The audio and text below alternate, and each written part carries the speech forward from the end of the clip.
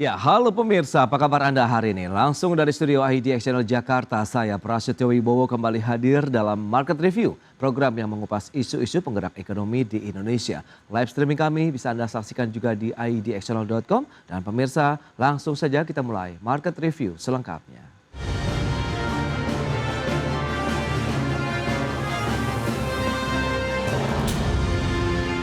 Ya, pemerintah meminta pelaku usaha untuk tidak lagi menahan diri atau wait and see dalam melakukan ekspansi bisnis di tanah air. Bahkan pelaksanaan pemilu yang kondusif bisa menjadi momentum untuk berlari cepat menuju capaian target yang gemilang.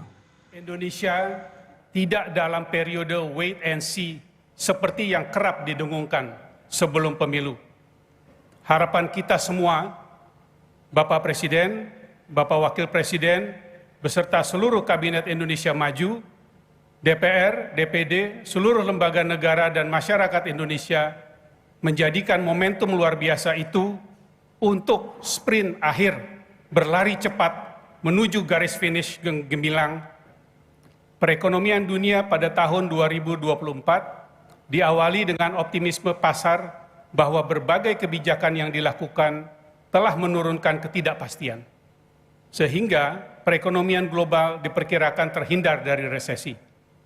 Namun, berbagai downside risk masih mewarnai pertumbuhan ekonomi, terutama biaya pinjaman dan beban hutang, lemahnya permintaan, serta divergensi pemulihan di negara-negara besar di dunia.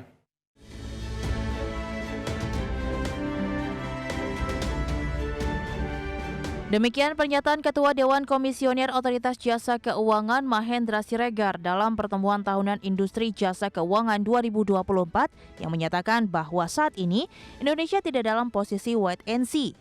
Bahkan pasca pemilu tahun ini justru bisa menjadi momentum bagi pemerintah dan dunia usaha, khususnya sektor jasa keuangan untuk berlari lebih kencang lagi dalam mencapai target yang gemilang. Sementara itu, Presiden Joko Widodo optimistis stabilitas politik nasional mampu membangkitkan kinerja industri dalam mendukung pertumbuhan ekonomi nasional yang inklusif dan berkelanjutan. Presiden juga memberikan apresiasi terhadap capaian kinerja industri jasa keuangan yang berkontribusi pada pertumbuhan ekonomi nasional di level 5,05%, tingkat inflasi yang cenderung terkendali di angka 2,57%. Dari Jakarta, Tim Liputan, IDX Channel. Ya, pemirsa, untuk membahas tema kita hari ini, pemerintah minta pelaku usaha tidak lagi wait and see. Kita sudah tersambung melalui Zoom bersama dengan Bapak Sarman Simanjorang, Wakil Ketua Umum Kadin Indonesia. Selamat pagi, Pak Sarman. Selamat pagi Mas Pras, salam sehat dan semangat selalu. Baik. Salam sehat dari Kota Pahlawan, Surabaya. Mantap, luar biasa sekali kalau sama Pak Sarman memang selalu semangat begitu menatap tahun 2024. Lantas bagaimana nih Pak Sarman, kondisi terkini dari dunia usaha di tanah air selama 2 bulan pertama tahun 2024? Ya Mas Pras, pertama kita dari kalangan dunia usaha terus memberikan apresiasi yang tinggi ya kepada penyelenggara pemilu kita tanggal 14 Februari yang lalu yang telah berjalan dengan lancar, aman, damai, dan penuh antusias. Artinya bahwa dengan lancarnya pemilu ini tentu ini memberikan suatu psikologi yang positif terhadap dunia usaha maupun calon-calon investor. Nah, apalagi kita tahu sendiri bahwa ternyata pertumbuhan ekonomi kita di tahun 2023 itu masih di angka di atas 5%, 5,04%. Artinya ini adalah suatu modal besar kita untuk memasuki tahun 2024 ini dengan penuh semangat dan optimisme yang tinggi. Nah, kalau kita lihat memang di 2 bulan terakhir memang kita tahu bahwa dunia usaha, calon-calon investor memang ada yang wait and see, ingin melihat bagaimana hasil dan dari tahapan maupun penyelenggaraan pemilu yang sudah kita saksikan bersama. Ternyata memang semua sesuai harapan kita bahwa pelaksanaan pemilu yang sudah kita laksanakan 14 Februari yang lalu cukup aman, cukup nyaman, dan kita harapkan bahwa calon-calon investor yang sudah mungkin sebelum pemilu itu wait and see, tentu kita harapkan mereka untuk tidak lagi wait and see, tapi segera merealisasikan janjinya investasinya di Indonesia, ya karena kita sudah mampu memberikan suatu kondisi yang aman dan nyaman dalam pesta demokrasi kita. Nah tentu harapan kami ya Mas Pras adalah bahwa pasca pemilu ini kita menghormati proses penghitungannya sampai dengan nanti pengumuman tanggal 20 Maret dan tentu sesuai dengan harapan kami di dunia usaha, seluruh pihak dapat memberikan suasana yang kondusif, memberikan suatu statement yang optimisme, ya bahwa proses ini akan berjalan. Tentu kita menghargai bahwa satu-satunya lembaga nanti yang akan memberikan pengesahan siapa menjadi pemenang adalah KPU. Jadi kita akan menunggu KPU, sekalipun memang dari lembaga quick count sudah mengarah kepada satu paslon, tapi kita tetap akan menunggu kepastian dari KPU dalam hal ini, dan ini menjadi salah satu semangat dan momentum baru bagi dunia usaha, apalagi dalam 2 bulan terakhir ini.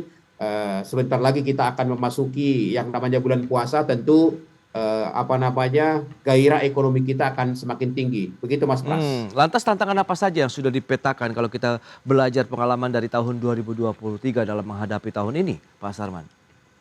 Nah, tentu pertama memang bahwa tantangan-tantangan kita hadapi tidak luput daripada kondisi ekonomi global yang saat ini juga sangat-sangat tidak menentu.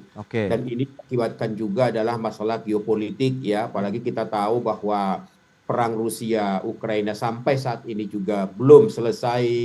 Kemudian juga melebar juga saat ini perang antara Palestina dengan Israel yang juga belum selesai, dan kita lihat juga dampaknya sampai saat ini juga sudah kita bisa melihat sendiri, bahkan beberapa negara-negara yang ekonominya juga terkuat di dunia ya juga sudah mengalami inflasi dan juga pertumbuhan ekonomi yang negatif. Dan 2 minggu yang lalu Mas Pras kita saksikan sendiri, Inggris sudah mengumumkan mereka masuk resesi, kemudian juga seperti itu. Nah ini kan tantangan-tantangan yang berdampak kepada ekonomi kita. Nah tentu kita lihat pertama adalah dari sisi ekspor kita ini sangat-sangat mengganggu tentunya dalam hal ini. Nah dalam hal ini kita sangat berharap supaya dunia usaha lebih kreatif lagi, dibantu oleh pemerintah melalui kedutaan-kedutaan kita, artis-artis perdagangan kita, bagaimana juga mencari pangsa-pangsa pasar ekspor baru. Apakah mungkin di daerah benua Afrika misalnya, Amerika Latin, dan lain-lain. Nah kemudian yang kedua tentu yang dihadapan yang sudah kita rasakan ini adalah masalah pangan ya, karena dampak El Nino juga ini sama berdampak dengan kita, sehingga kita lihat kira-kira dalam waktu 3 minggu lagi kita memasuki bulan puasa ada gejolak harga gas. Nah kita harapkan juga ini segera juga bisa diatasi oleh pemerintah. Yang jelas memang bahwa karena kebetulan juga dalam waktu dekat kita juga sudah memasuki bulan puasa dan juga Idul Fitri, tentu gairah dan permintaan pasar itu akan semakin tinggi dalam hal ini, Mas Pras. Nah, selama masa wait and see nih Pak Sarman, sudah ada langkah-langkah strategi begitu yang sudah disiapkan tidak? Jadi sehingga pada saat pemerintah khususnya Presiden Joko Widodo yang meminta begitu pelaku usaha untuk tidak lagi dalam mode wait and see, bisa langsung bergerakkah atau bagaimana nih Pak Sarman? Ya, jadi memang begini ya, bahwa setelah kita melihat hasil quick count ini kan ternyata dinamikanya juga masih muncul nih Mas Pras. Bahkan kita lihat juga ada isu-isu hak angket misalnya, pasti ini juga akan mempengaruhi psikologi dari pelaku usaha, terutama calon-calon investor dalam hal ini. Nah, tapi secara umum kita lihat bahwa tingkat kepercayaan itu sudah mulai tumbuh. Nah, itu yang kita harapkan.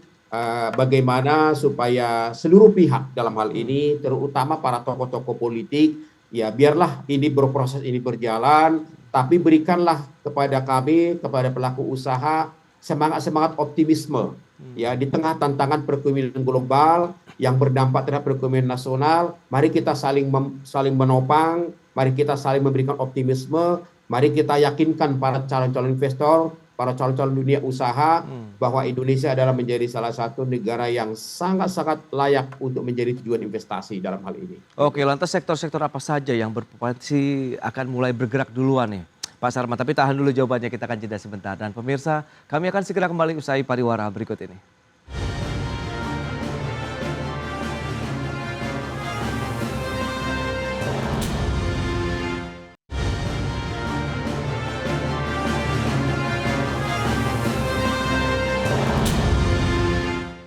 Ya, terima kasih Anda masih bergabung bersama kami dalam Market Review. Pemirsa, berikut ini kembali kami sampaikan data untuk Anda terkait dengan bagaimana sih tren dari PMI Manufaktur Indonesia.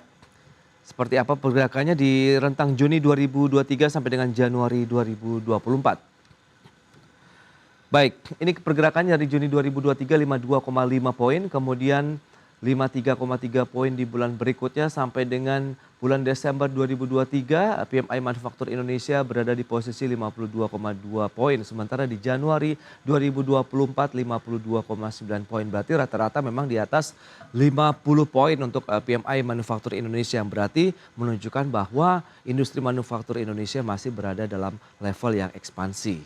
Nah, selanjutnya kita lihat pergerakan inflasi.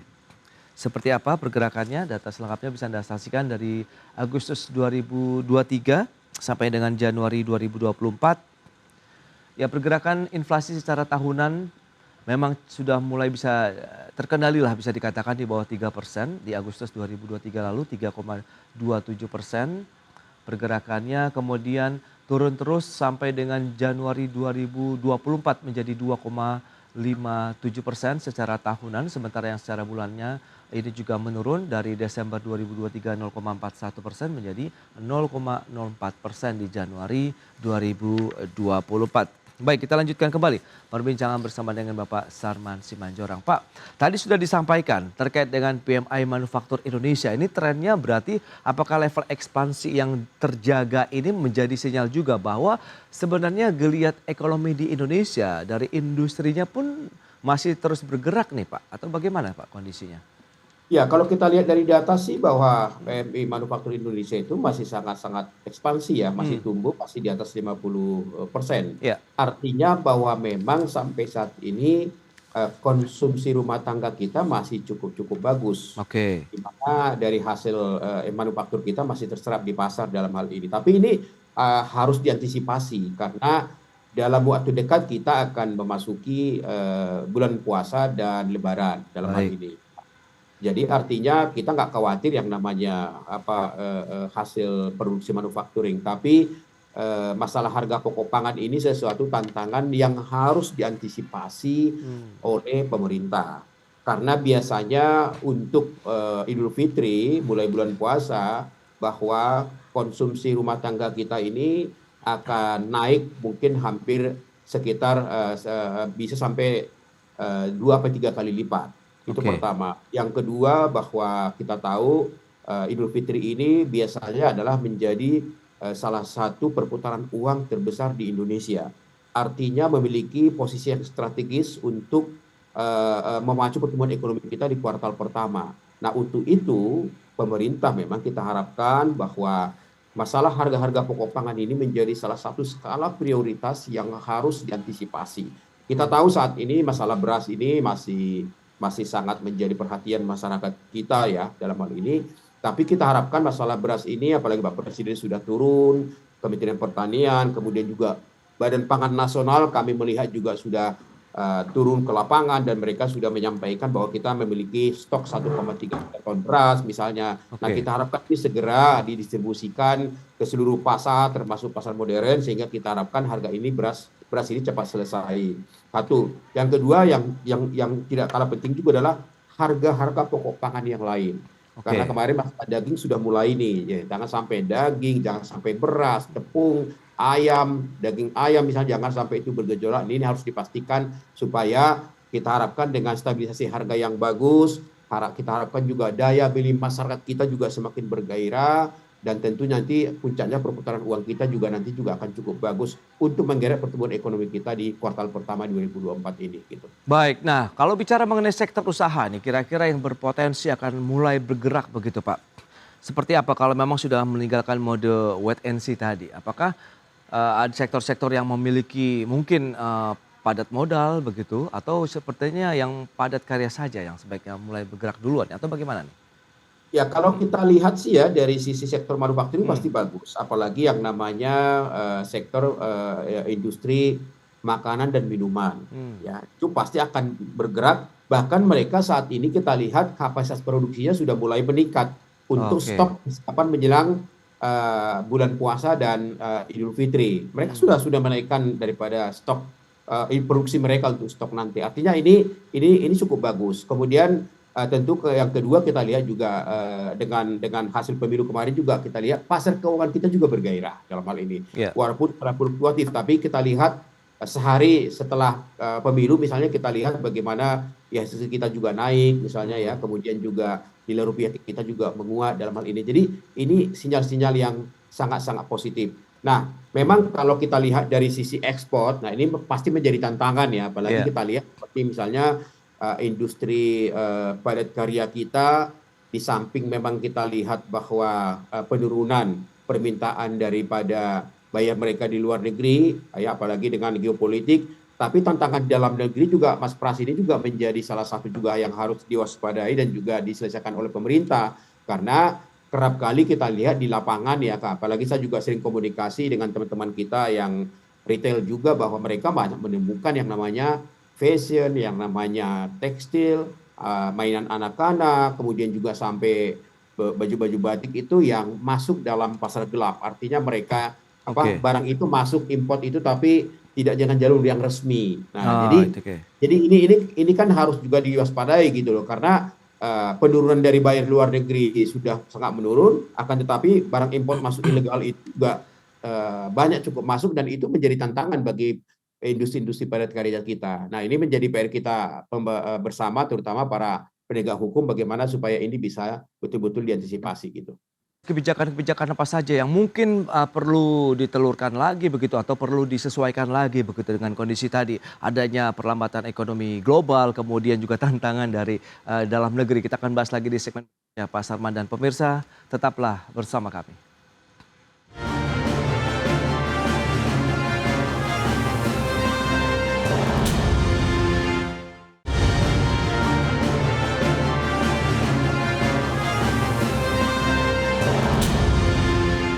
Baik pemirsa, kita lanjutkan kembali perbincangan menarik ini bersama dengan Bapak Sarman Simanjorong, Wakil Ketua Umum Kadin Indonesia. Pak Sarman, nah bicara mengenai kebijakan, kemudian bagaimana dengan iklim usaha begitu yang terus dijaga oleh pemerintah. Apakah ini sudah sesuai juga dari harapan pelaku usaha? Jadi once pada saat kita sudah mulai bergerak, ya barriernya sudah ada, kemudian iklim usahanya juga sudah memberikan kenyamanan nih buat dunia usaha.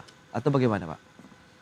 Iya, jadi tentu memang kita sangat berharap ya bahwa kita semuanya, pemerintah, para tokoh-tokoh politik harus bisa mampu menciptakan iklim usaha dan iklim investasi yang kondusif pasca pemilu ini. Karena kita melihat bahwa tingkat kepercayaan investor kepada kita itu sangat-sangat tinggi sekali. Dan itu bisa kita buktikan bahwa dalam 4 tahun terakhir, bagaimana pencapaian target investasi kita itu bukan sekedar mencapai, tapi menjelebihi target dalam hal ini. Ya katakanlah misalnya seperti tahun yang lalu 2023, ya target kita kan 1.400, ternyata bisa 1.418 triliun misalnya. Tahun ini targetnya 1.650 triliun ya. Dari Kementerian Investasi sudah menyampaikan kalau Pilpres ini satu putaran, waktu KP akan lebih panjang, optimis akan tercapai ya, karena tingkat kepercayaan dari investor cukup tinggi. Momentum ini harus kita manfaatkan karena kita lihat bahwa kontribusi saat ini yang kita harapkan untuk bisa memacu pertumbuhan ekonomi kita, salah satunya adalah dari investasi dalam hal ini. Nah ini menurut hemat saya momentum yang sangat cukup baik. Itu pertama. Yang kedua tentu memang kita berharap agar pemerintah dan instansi terkait itu harus betul-betul responsif terhadap dinamika perekonomian global supaya segera katakanlah mengambil langkah-langkah kebijakan yang pro bisnis dan pro dunia usaha dalam negeri. Ya, katakanlah misalnya seperti kemarin ya kita harapkan bahwa sidang Dewan Gubernur BI, kita berharap mudah-mudahan suku bunga kita menurun misalnya. Ternyata memang masih dipertahankan di 6% misalnya. Nah, itu mungkin salah satu menjaga supaya inflasi kita ini tetap bisa terkendali dalam hal ini. Tapi memang dari sisi optimisme kita dari pelaku usaha sangat optimis ya di tahun 2024 ini, apalagi dengan pertumbuhan ekonomi kita yang juga sangat positif. Kita harapkan pemerintah harus bisa mampu menciptakan bagaimana agar produktivitas pelaku-pelaku usaha itu tetap terjaga dengan baik. Ya katakanlah Oke. misalnya kalau kita bicara Mas Pras masalah UMKM misalnya, ya bagaimana ya supaya agar kemudahan bagi UKM kita untuk mendapatkan modal-modal tambahan itu bisa lebih diakses lebih gampang lagi, apalagi kalau bisa dengan jaminan-jaminan daripada usahanya misalnya tidak harus kolateralnya ada misalnya ini sesuatu yang memang Iya, harus iya.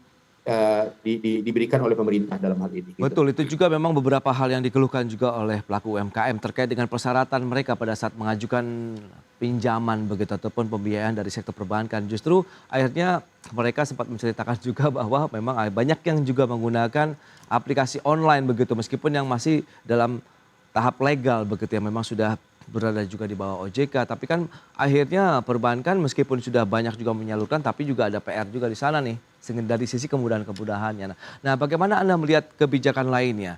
Kebijakan fiskal, moneter, kita tahu BI juga mempertahankan suku bunga acuannya di level 6%. Apakah ini juga menurut kalangan dunia usaha juga memang sudah cukup ideal sesuai begitu dengan momen saat ini, Pak Sarman? Ya kita sih tadinya berharap bisa kembali di bawah 6% ya tadinya. Karena terus terang dengan angka 6% ini kan juga pertama pasti akan sedikit mengurangi produktivitas daripada sektor-sektor properti misalnya, sektor kredit otomotif misalnya, kemudian Oke. juga ya pengusaha-pengusaha juga masih memaksimalkan daripada kemampuan modal yang dimiliki karena kalau dia pinjam ke bank tentu hitung-hitungannya kan pasti akan lebih matang lagi dengan angka 6%. Iya, iya. Apalagi tanda kutip ya, apakah kemungkinan bisa naik lagi kita nggak tahu juga ya karena kalau kita lihat kan Bank Indonesia menaikkan suku bunga ini kan pada posisi ingin bagaimana inflasi kita terjaga dengan baik dalam hal ini. Padahal Iya. kalau kita dari pelaku usaha kan sebenarnya bahwa untuk inflasi itu kan bukan hanya sekedar untuk menaikkan suku bunga sebenarnya. Ada yang lebih strategis bagaimana mengendalikan daripada harga pokok pangan kita karena harga pokok pangan kita sebenarnya itu sangat-sangat dipengaruhi oleh inflasi kita dalam hal ini. Jadi hemat saya juga memang bahwa pemerintah harus bisa bekerja keras bagaimana supaya inflasi kita terjaga, Iya. tapi dengan cara bagaimana harga-harga pokok pangan kita ini harus betul-betul bisa katakanlah dengan harga-harga yang sesuai dengan daya beli masyarakat kita. Kemudian isu-isu PLN, misalnya listrik, gas, misalnya BBM, saya rasa ini juga menjadi isu-isu yang sensitif supaya juga jangan ada rencana untuk menaikkan gitu. Oke.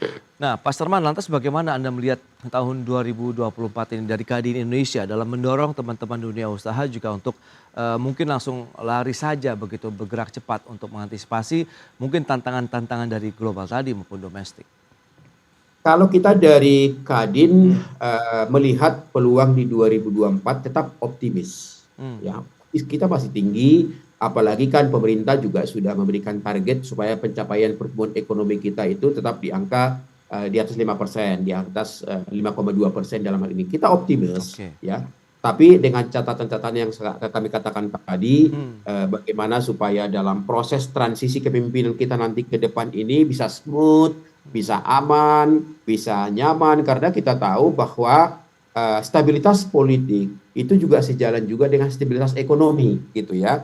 Kalau politik kita gaduh, tentu tingkat kepercayaan pasar, tingkat kepercayaan investor, ke psikologi pengusaha juga itu pasti akan terganggu. Tapi kalau stabilitas politik kita berbaik-baik, kemudian nanti bagaimana kita bisa menghormati hasil pemilu ini, kemudian transisi kepemimpinan juga nanti Oktober juga berjalan dengan baik, wah itu cakep itu Mas. Ya kita harapkan bahwa pertumbuhan ekonomi kita akan baik. Kemudian Mas Pras, ada catatan juga bahwa pertumbuhan ekonomi kita tahun 2024 ini bukan hanya tugas daripada pemerintah saat ini. Pemerintah saat ini itu sampai dengan kuartal ketiga. Iya. Kuartal keempat itu nanti sudah pemerintah yang baru dalam hal ini. Nah, jadi memang kita sangat berharap supaya memang transisi kepemimpinan ini juga harus berjalan dengan bagus gitu loh. Sehingga di mata calon investor itu bahwa mereka tidak memiliki suatu keraguan untuk cepat menanamkan modalnya di Indonesia dalam hal ini. Itu dia, memang diharapkan dunia investasi juga akan terus berkembang begitu pasca pemilu, kemudian investor asing khususnya yang melihat stabilitas ekonomi, kemudian stabilitas politik itu menjadi juga momentum bahwa Indonesia masih tetap primadona investasi bagi investor global. Begitu baik. Pak Sarman, terima kasih banyak atas waktu dan sharing yang sudah Anda sampaikan kepada pemirsa pada hari ini. Selamat melanjutkan aktivitas Anda kembali. Salam sehat, Pak Sarman. Salam sehat Ya. dan semangat selalu Mas Pras. Baik pemirsa, jangan beranjak dari tempat Anda karena kami masih akan kembali tentunya dengan tema dan pembahasan menarik lainnya. 2 bulan pertama 2024, Bank Indonesia pertahankan BI Rate di level 6%.